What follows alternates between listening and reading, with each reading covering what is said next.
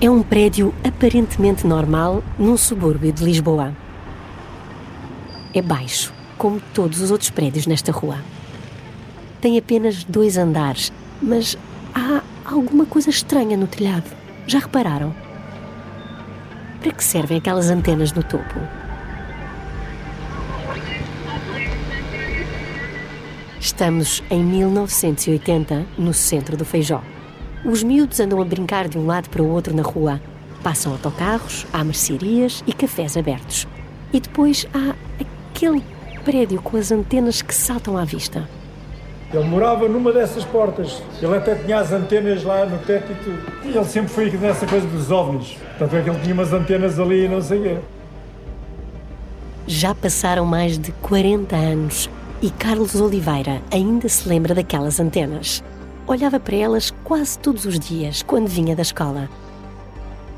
Toda a gente no prédio sabe que o rapaz que vive com os pais na cave do lado esquerdo é um engenhocas. Mas talvez nem todos saibam que ele e outros 4 fazem parte de um grupo obcecado por OVNIs. Na primavera de 1980, o miúdo pacato, que julgam ser responsável pelas antenas no telhado, vai estar em todo o lado nas notícias. O Rui está a voar pela primeira vez. Mas não é um passageiro como os outros. Está de pé, dentro do cockpit, com uma arma apontada aos pilotos. Estamos num voo comercial entre Lisboa e Faro, que ele acaba de desviar para a Espanha. As regras não escritas, mas que nos eram transmitidas, por acaso acontecer, obedeçam. O primordial é a segurança do avião, a segurança dos passageiros. Obedeçam, façam o que lhes mandarem fazer e pensem essencialmente na segurança dos passageiros. José Correia Guedes, copiloto deste voo, e o resto da tripulação estão obrigados a aceitar tudo o que o sequestrador pede. Só pode ser assim. Há vidas em risco. Temos que pensar que estamos a voar, que temos não sei quantas toneladas de combustível nas asas, estamos num ambiente pressurizado. Se eu disparar uma bala e fizer um buraquinho deste tamanho, a pressurização escapa-se todo por ali e faz um buracão deste tamanho. Isso é de evitar qualquer confronto físico. Portanto, a regra número 1 era obedecer, obedecer, obedecer. O voo 131 da TAP acaba de mudar de rota. O Rui quer ir para Madrid. Só ainda ninguém percebeu porquê.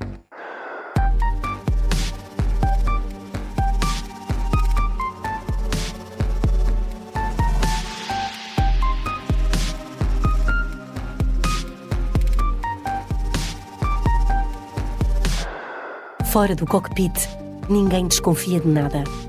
Neste momento, todos acham que o Boeing 727 da TAP está quase a aterrar em Faro. Mas Espanha vai receber um alerta e prepara-se para uma resposta armada. Assim que aterrar em Madrid, este avião vai ser cercado pelas forças especiais e vão estar prontas a intervir ao mínimo sinal.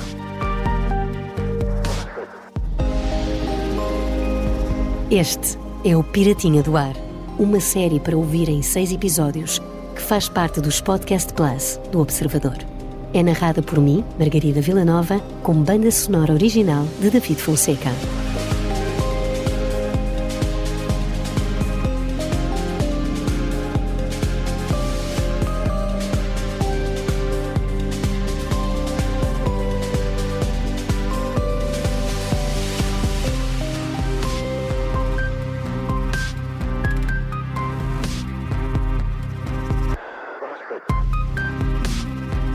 Episódio 2.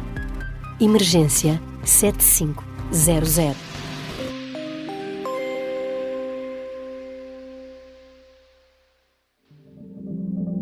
Esta é uma história real e é o conhecimento da história que guia a Onda em direção a um futuro melhor. Vamos continuar este percurso juntos porque a Onda tem muito para contar mas também tem muita vontade de ouvir. Nesta viagem, os Podcast Plus do Observador têm o apoio da Onda Automóveis.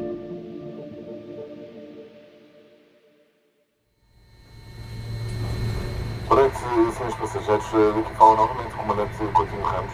Por causa da alta meteorológica, não podemos neste momento aterrar em Faro. Vamos em direção.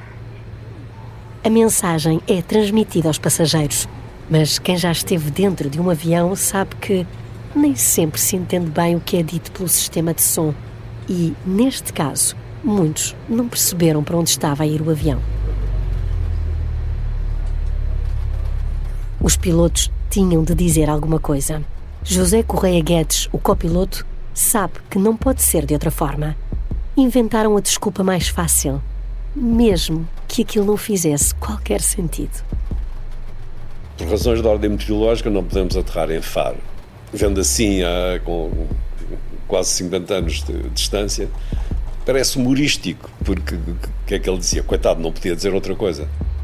Isto era um fim de tarde, só que era daqueles em que a gente chegava à janela e via a costa toda a Algarvia, de Vila Real de Santo António até Sagres. Dava tudo à vista, estava uma noite fantástica. Os passageiros se olharam pela janela, devem ter ficado aterrorizados ou pensar que o comandante era maluco. Portanto, foi uma mentirinha piedosa.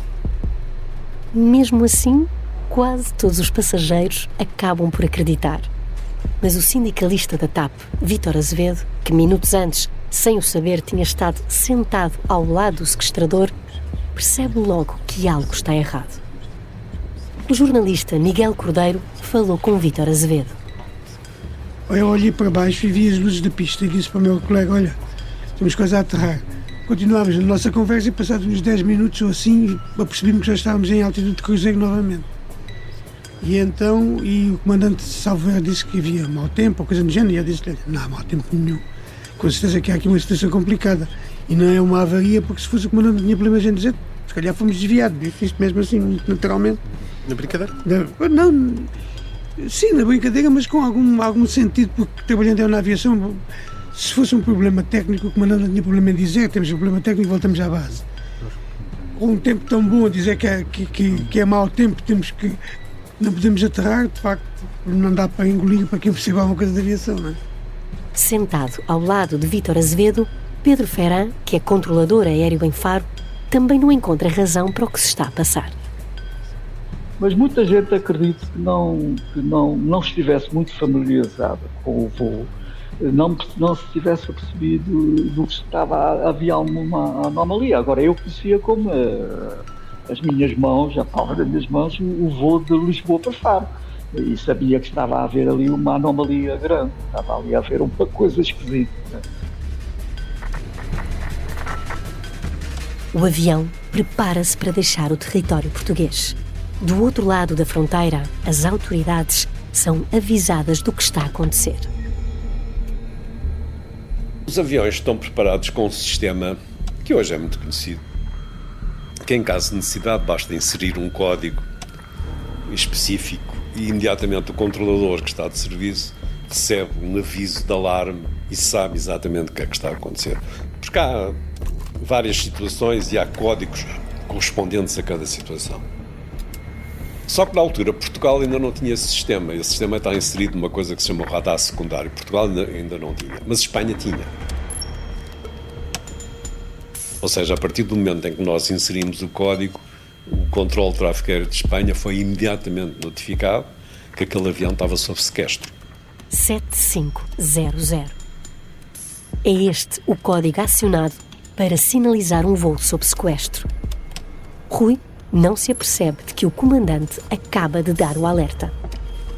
Os dois pilotos e o técnico do voo estão sob ameaça.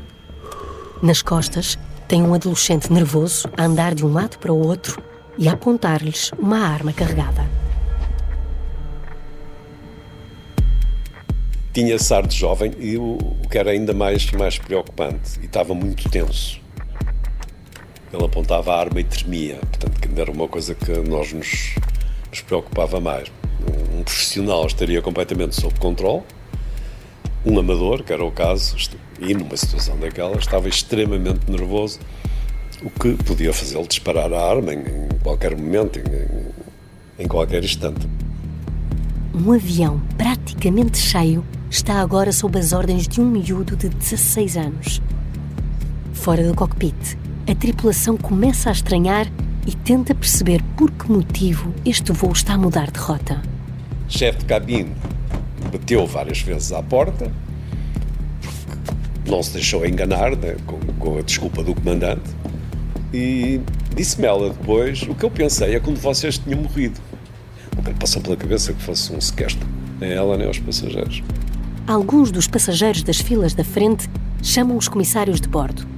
Contam que viram um jovem a entrar no cockpit há minutos. É nesse momento que Isabel Valadas, chefe de cabine, tenta confirmar se falta alguém. É preciso identificar todos os passageiros de forma discreta. O chefe de cabine passou perto de nós, eu chamei-lhe, perguntei-lhe baixinho o que se passava, ele disse-me que havia alguém no cockpit. Então eu disse: olha, só se é um miúdo que estava aqui ao nosso lado. Ela viu o saco dele debaixo do banco, foi à gala, abriu o saco e veio-me dizer depois que estava lá um documento de identificação com fotografia e que era um miúdo. A chefe de cabine, a restante tripulação e alguns passageiros, como Vítor Azevedo e Pedro Ferran, começam a suspeitar que este voo está a ser desviado. É que a primeiro foi a dúvida. O que é que será isto? Isto será algum sequestro, alguma forma de luta política nova em Portugal, pá? Sequestrar aviões, pá? Será alguma coisa ligada com a política, pá? Será? A gente é incerteza, não é? Dentro do cockpit, o copiloto faz o possível para acalmar o pirata do ar. A primeira reação era tentar acalmá-lo. Eu era mais novo no cockpit e por alguma razão se criou uma empatia, uma comunicação entre ambos. Ele ficava... Aliás, ele estava sentado na cadeira atrás do comandante. Quem ele via de frente era a mim. Eu virava-me para trás e ele falava diretamente para mim. O flight engineer estava de costas e o comandante estava de costas também. Comecei a tratá-lo por tu, portanto, tentando criar uma aproximação, uma empatia, e ele reagiu bem. E a primeira mensagem era: vira a pistola para baixo. Nós vamos fazer o que tu queres, mas vira a pistola para baixo, porque essa era a grande preocupação, ele disparar aquilo e arranjar ali um sério problema. Rui tem dúvidas, mas acaba por aceder ao pedido. Baixa a arma. José Correia Guedes continua a conversa. Para tentar aproximar-se mais do sequestrador, pergunta-lhe como se chama. É que, por esta altura, o copiloto também está a desenhar o seu próprio plano. Mas ainda não sabe bem quem tem pela frente.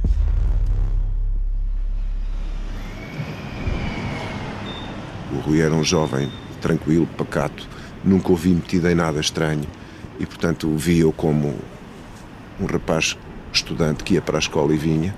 Tinha reputação de ser interessado por essas coisas que escapavam um bocadinho àquilo que era o foco de interesse do jovem médio e, portanto, nesse sentido era, entre aspas, um geek, como nós hoje diríamos, um geek.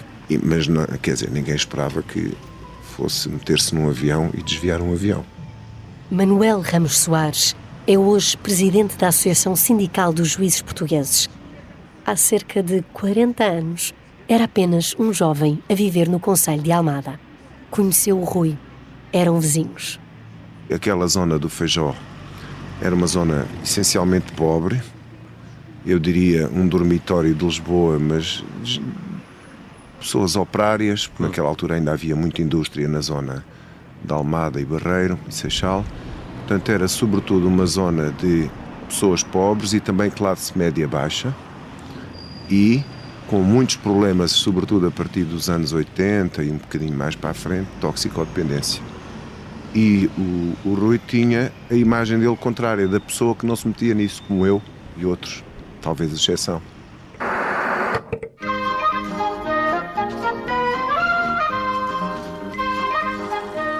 Era uma época em que ainda se brincava na rua.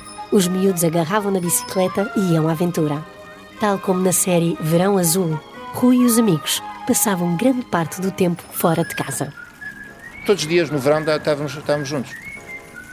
Não tínhamos nada para fazer, juntávamos. Ou íamos para a praia, ou então íamos para a casa Eu ia muito para a casa dele, porque os pais dele estavam a trabalhar e, portanto, não estavam em casa. Nós juntámos na casa dele, às vezes juntávamos na minha casa também.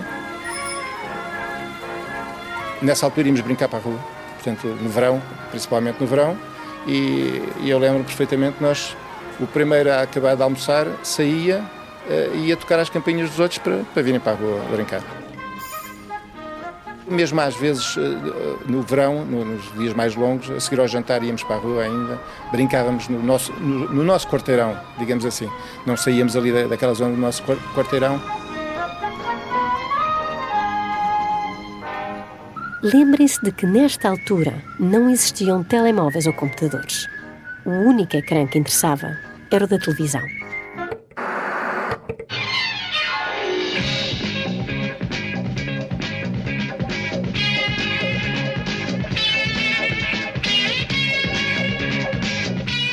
Espaço 1999 foi a primeira grande série de ficção científica a passar na televisão portuguesa. Estreou em 1976 e contava a história de um grupo de cientistas que viviam numa estação espacial na Lua. This is Commander John Koenig. As you know, our moon has been blasted out of orbit. We have been completely cut off from planet Earth.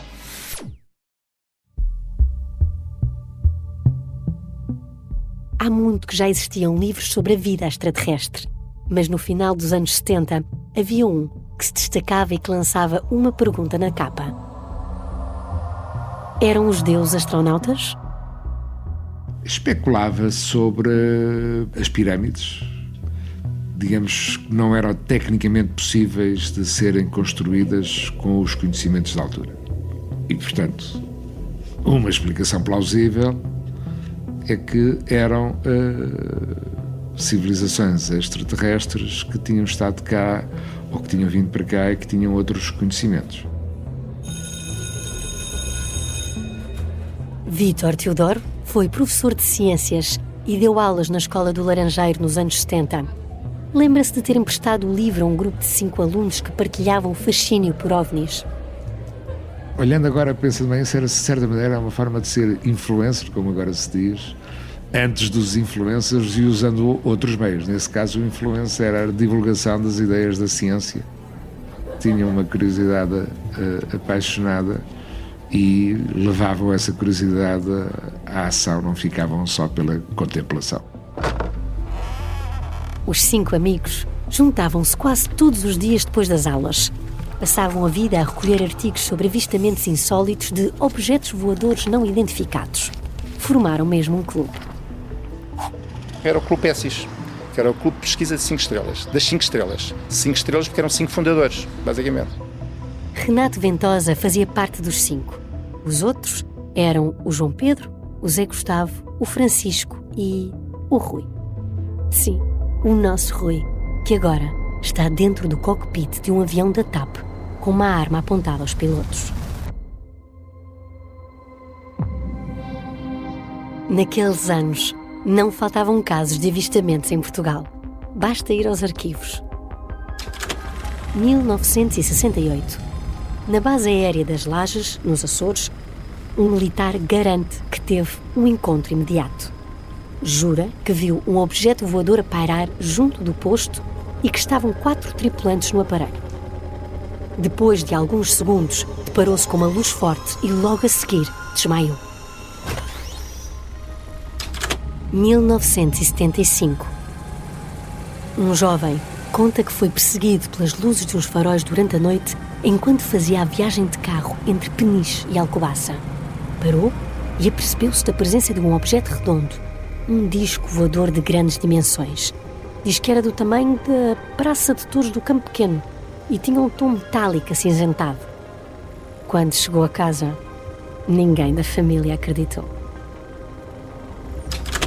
1977.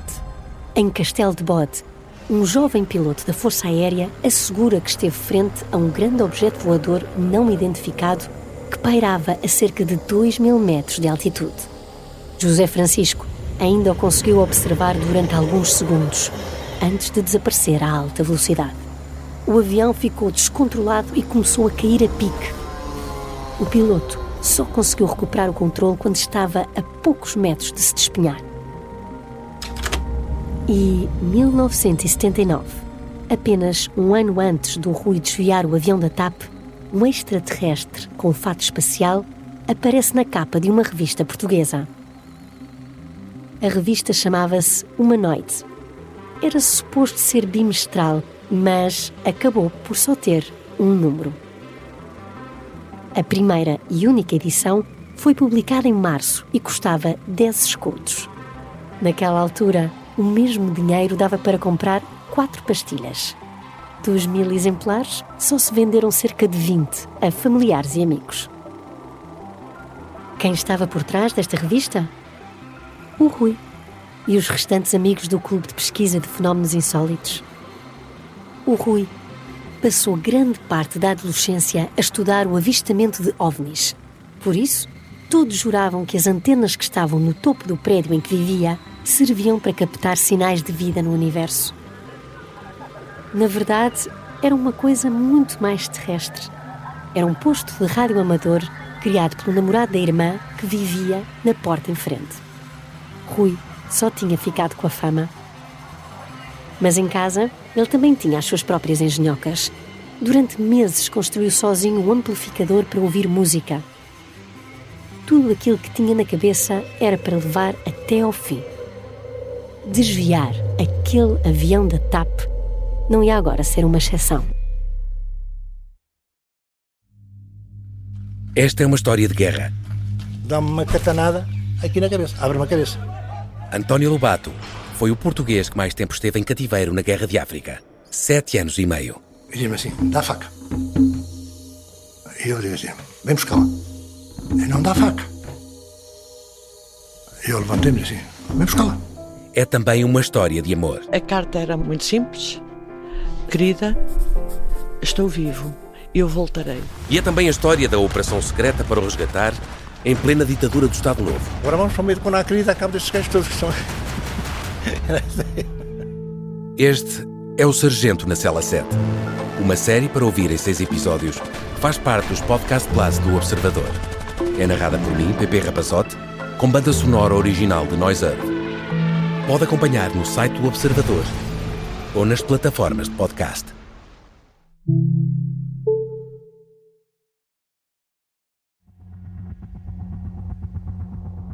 Já vos contei que ele era apenas um jovem do Feijó, mas ainda não sabem como é que ele preparou tudo isto. O Rui era filho de Alexandre Rodrigues, taxista em Lisboa, e de Idalina Rodrigues, empregada num estabelecimento de serviço social.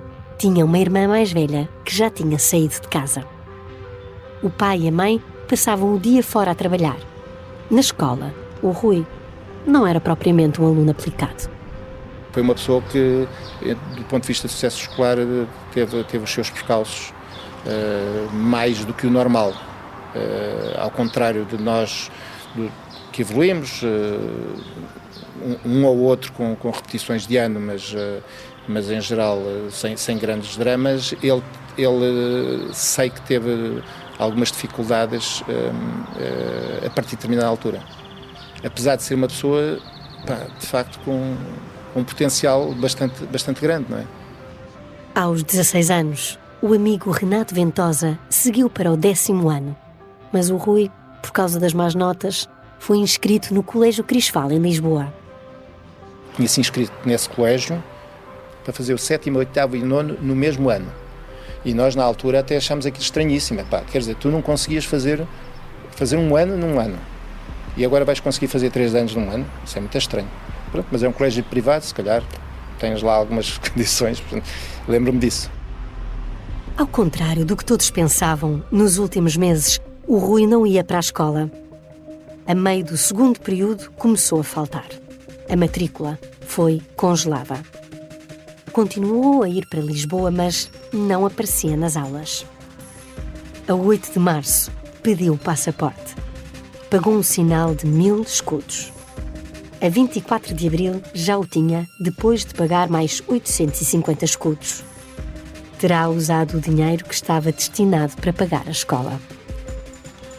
O desvio do avião só aconteceu em maio, Durante estes meses, Rui preparou ao pormenor a Operação TAP. Devem estar a pensar como é que ele conseguiu a pistola. Esse é o detalhe mais surpreendente. Certa noite, a arma foi encontrada pelo pai depois de um cliente se ter esquecido dela no banco de trás do táxi. Desde então, estava guardada numa gaveta lá de casa. Ele tinha contado tudo aos amigos uns dias antes, mas a conversa caiu no esquecimento. Pelo menos até à noite de 6 de maio, quando os pais do Rui estranharam a ausência do filho à hora de jantar. Nesse dia à noite, liga-me a mãe, eram para aí 9h30, tenho ideia, 10 horas da noite, já não me recordo, ligou-me para saber se eu tinha visto o Rui, porque estava muito preocupada, porque o Rui não tinha aparecido em casa, e a irmã tinha-o visto sair com uma mala de roupa, e estava muito aflita a mãe. E eu não vi o Rui, desde de manhã nunca mais o vi, não sei o quê. E fiquei assim a pensar, saiu com uma mala de roupa? Pensa, olha, fugiu de casa. Às vezes, nessa altura, havia miúdos que fugiam de casa, de vez em quando. Havia situações, às vezes notícias de miúdos que fugiam de casa. Mas nunca, não associei. Fiquei assim, na expectativa, olha, o que é que lhe deu na cabeça? Pensei. Naquele momento, Renato Ventosa ainda não desconfiou de nada, até que viu na televisão uma história que lhe pareceu familiar.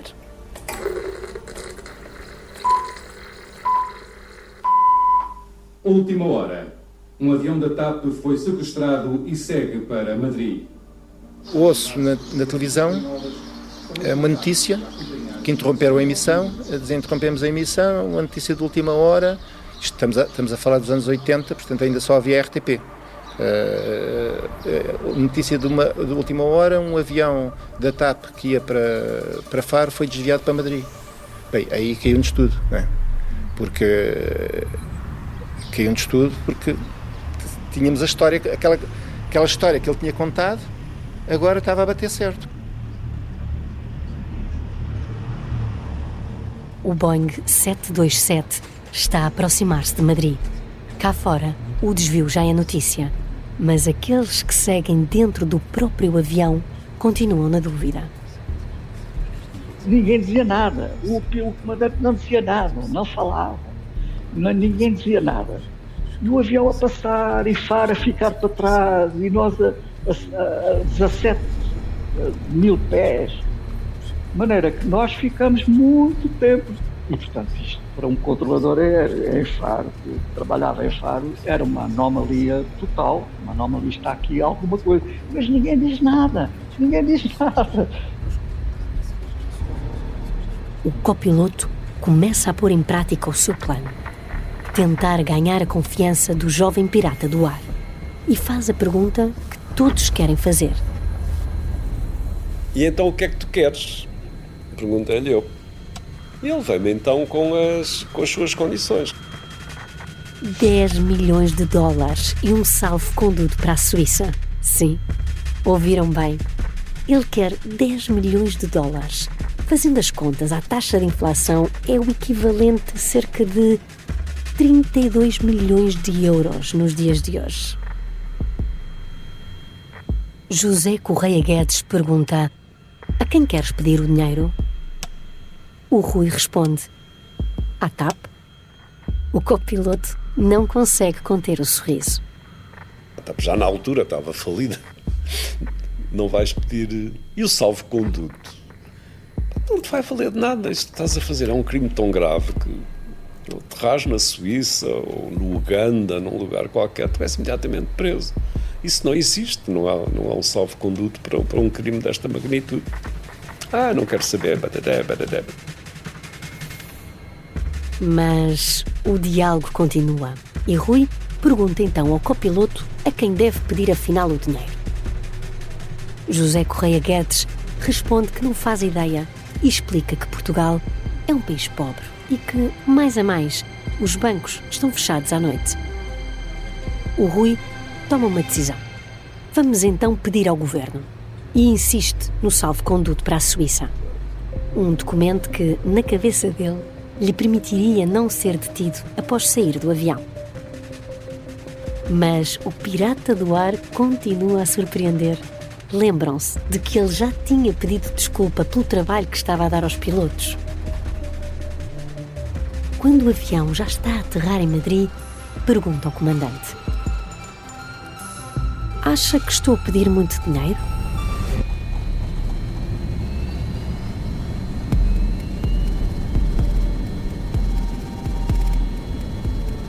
Nós não sabíamos onde é que estávamos a aterrar. Nós não sabíamos que estávamos a aterrar em Madrid. Eu podia dizer que se calhar estamos em Casablanca ou Marrakech, ou sei lá, ali no norte da África, qualquer, não reconhecia daquela altitude a rota, quer dizer, de Faro a Madrid é quase numa linha reta, não é?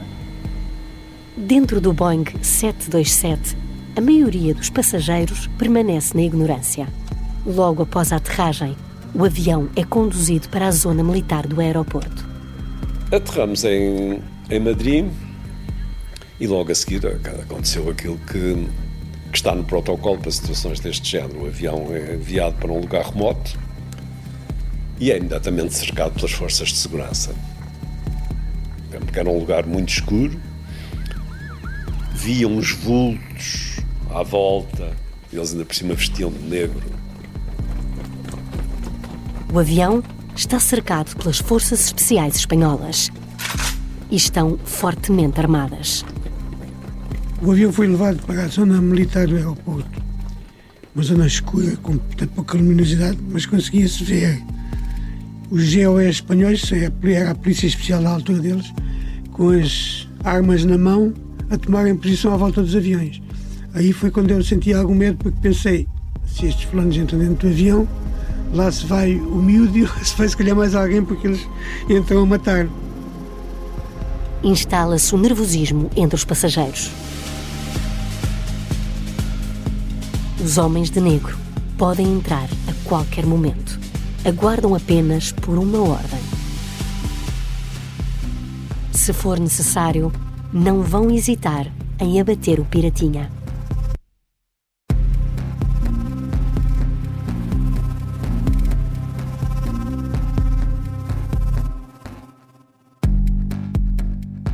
No próximo episódio, o primeiro-ministro vai montar um gabinete de crise. Houve um avião desviado para Madrid, não há notícias nenhumas, vá já para São Bento. Dentro do avião, os passageiros começam a ficar nervosos. Eu vi pela janela do avião movimentação de jipes militar, via-se viaturas a seguir o avião, ao lado do avião. Os espanhóis estão prontos para avançar. Naturalmente iriam liquidar os elementos terroristas que estivessem no avião, procurando salvar os reféns, não é? O Piratinha do Ar é uma série para ouvir em 6 episódios e faz parte dos Podcast Plus do Observador. É narrada por mim, Margarida Villanova, e tem banda sonora original de David Fonseca.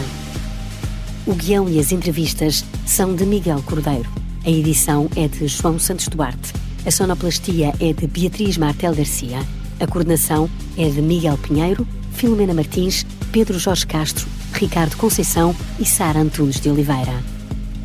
Neste episódio, ouvimos excertos das séries Verão Azul, da TVE, e Espaço 1999, da ITV. Podcast Plus, do Observador. É mais do que um podcast. Os Podcast Plus do Observador têm o apoio da Onda Automóveis.